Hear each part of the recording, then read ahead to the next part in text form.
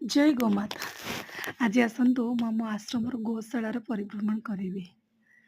ଆମ ଆଶ୍ରମରେ 300ରୁ ଉର୍ଦ୍ଧ୍ୱ ଗାଈମାନେ ଅଛନ୍ତି। ବାଛୁରୀ, ବଳଦ, ଗାଈ ଏମିତି ମିଳିମିଶିକି ଅଛନ୍ତି। ଆଉ ସେମାନଙ୍କ ସାଙ୍ଗରେ ଟିକେ ସମୟ ବିତେଇବାକୁ ମୋତେ ବହୁତ ଭଲ ଲାଗେ।